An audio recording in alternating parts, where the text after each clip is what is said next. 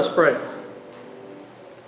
Lord, may the words of our mouths and meditations of our hearts and the celebrations of our spirits be acceptable in your sight. O God, our rock and our redeemer. Amen. In the past couple of months, during the holiday season, my wife and I have gone out to dinner with various folks on various occasions. Sometimes we've gone to somebody's house. So other times we met at a restaurant. Other times the dinner was accompanied some kind of a celebration, like Thanksgiving or Christmas or somebody's birthday or an engagement party that we went to. In each case, no matter where we went, we always knew somebody there. Sometimes we barely knew anybody. Maybe we knew 2 people, for example, at one party we went to where there were more than 40 people there. But then like last night's party I went to, I knew everybody there. That was great. I really liked that. Sometimes when you go to these things, you're delightfully surprised to see somebody you haven't seen in a while. And so then you get to find out all about what's been going on in their lives, and they want to know all about what's been going on in your life. Those are my favorites. You know what I mean. In those cases, when we attended and we saw somebody we hadn't seen for a while, it was interesting to find out what had changed. If this person was young, there was usually a lot of change. Because young people are always moving forward to whatever their dreams are. It isn't just a job like at 7-Eleven or something. It's sometimes a career job for the first time. And it isn't a high school boyfriend or girlfriend. Maybe it's somebody they actually are going to get married to. Or they've already gotten married. That's always kind of nice too. You're married? Wow. Those kinds of conversations. I like that. Great opportunity to catch up. But there was not a single time when we saw an old friend in which that friend had changed everything. Even young people that I would run into that I hadn't seen in a number of years, they were still basically the same people. And older people that I ran into at some of these things, they hadn't changed their personality. They hadn't changed who they were. Just things about them changed maybe a little bit. But they were basically the same people. Any surprises were usually minor ones. So it always amazes me when I read about Jesus during the travels and all the meals that he attended and all the people that he encountered. Let's remember a few. Remember Jesus seeing the short tax collector Zacchaeus up in the tree. Zacchaeus trying to see him.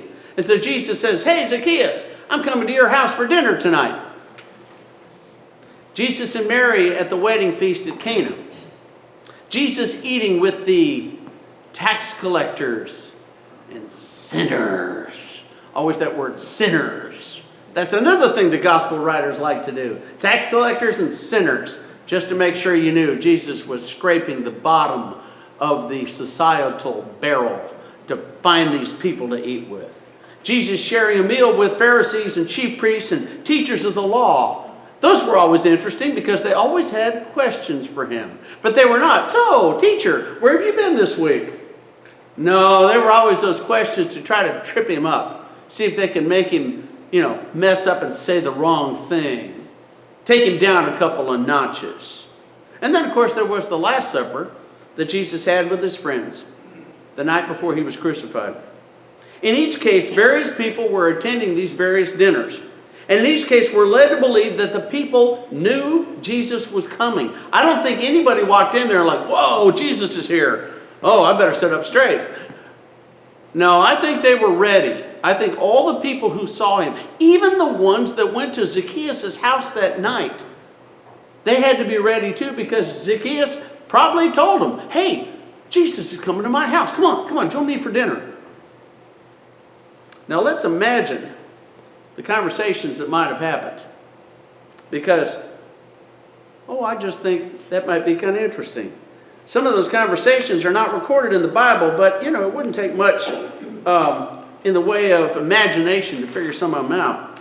Jesus had just been baptized in the Jordan River. He attends dinner at somebody's house. Perhaps the host got things started by saying something like, Rabbi, I heard you were baptized in the Jordan by that Baptist guy. What's his name? Was it John? Yeah, John the Baptist. What was that all about? Or the dinner at Zacchaeus' house. Let's go back to that one. At that dinner, remember what Zacchaeus did. The first words out of his mouth, and he kind of blurted them. He was going to pay everybody back he cheated double, and anything he did wrong, he was going to make up for it. Now imagine the other tax collectors sitting at that table. I think some of them were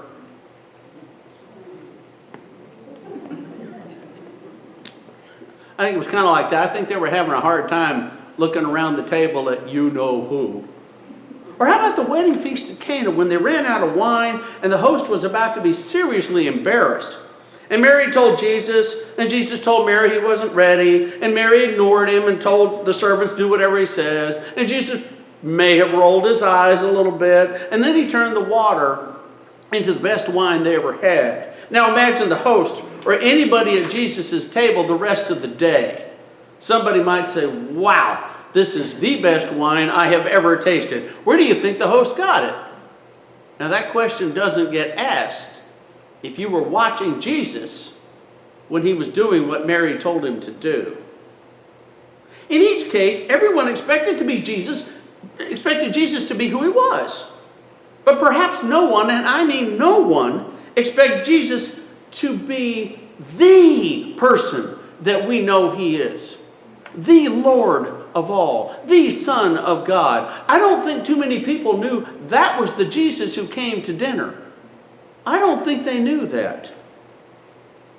I also don't think that in the course of the evening, they expected to see a hidden facet of Jesus' personality, or the mysterious facet of his ministry.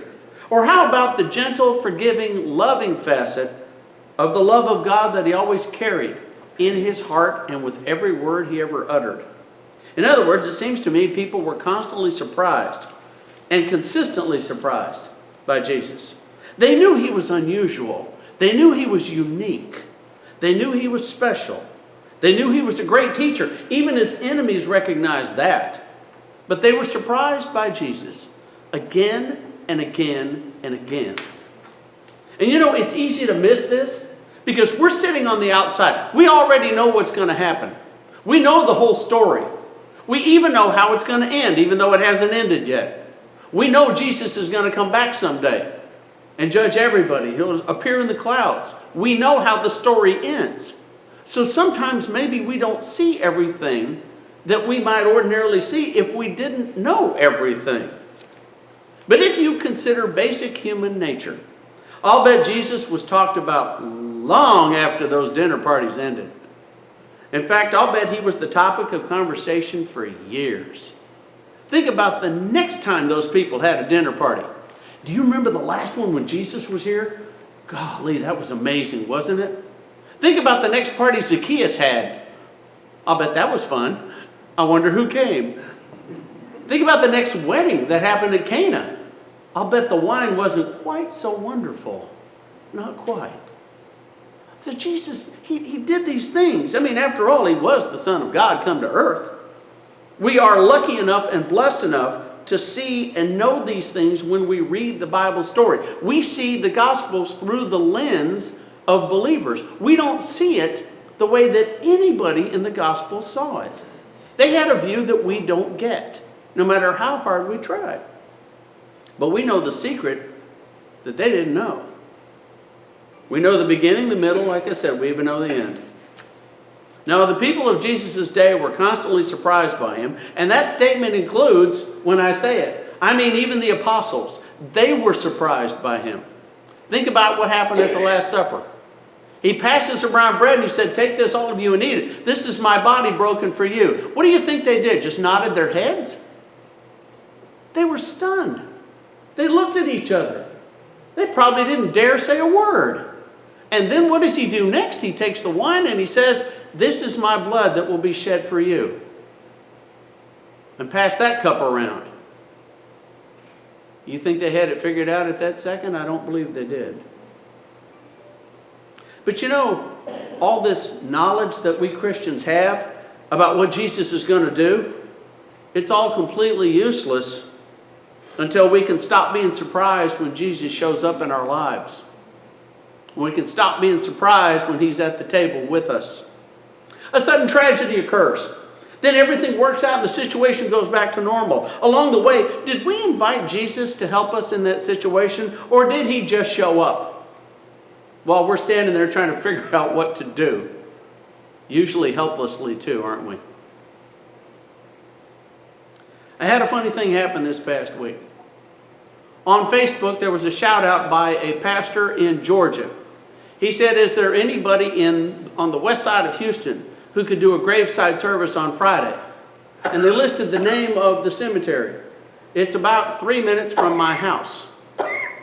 And then they said, and it's going to be Friday at 1 o'clock. Friday's my day off. And 1 o'clock is perfect because my grandson doesn't get off the bus till 2:45. So we don't have to work on writing until then. I had time. And then the pastor said, in this message he and I were just sending to each other, are you open and affirming to them because the son of this man is gay? The son of this woman who passed away is gay, and his husband will be there too. Folks, I thought to myself, how could I not do this? It's 3 minutes from my house. Come to find out, this woman went to a church that I belonged to for 15 years, back in the 80s and 90s. I have Friday off. It was the perfect time. And his mother died. I lost a parent about a month and a half ago. How could I not do this? It felt like not so much an order, but more like God whispering in my ear going, hey, pay attention. I need you right over there on Friday. So I met with these two guys on Thursday, and they were very sad. They were broken because their mom and their mother-in-law had had a knee replacement and everything went fine. And so they flew back to Atlanta, and as soon as they landed, they got a message from the doctors. All of a sudden, her heart stopped and she died. So then they had to turn around and come back to Houston to arrange all this. Folks, that was a table I did not set. And that was a meal I did not think I'd be going to. But all of a sudden, there it was. What could I possibly do? Of course I said yes. Of course I did it. How could I not? Especially to a young man who just lost his mom. Mother who was proud of him. Mother who accepted his lifestyle and accepted his partner. And accepted the brand new baby girl that they adopted 6 weeks ago. And she got to hold that baby, her granddaughter, her only granddaughter, held by the son that she adopted when he was a little boy. It just kind of keeps going, doesn't it?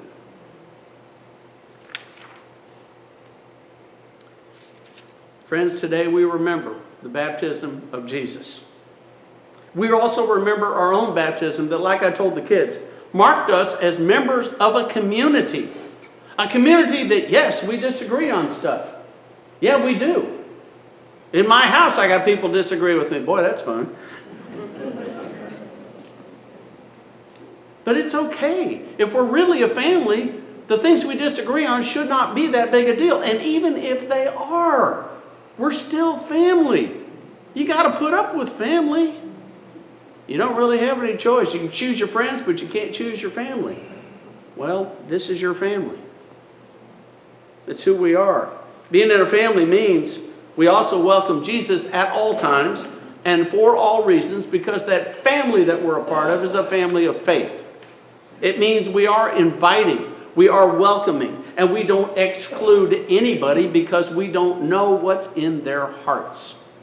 We can know what we see, and we can find out all about them like we do at dinner parties, but we can't look within their hearts to find out. That means we have to recognize everybody that comes to us, everybody, is a believer that's welcome at the same table that welcomes us. Everybody's welcome at the table where Jesus is. And Jesus should be welcome at any table where we sit. Amen.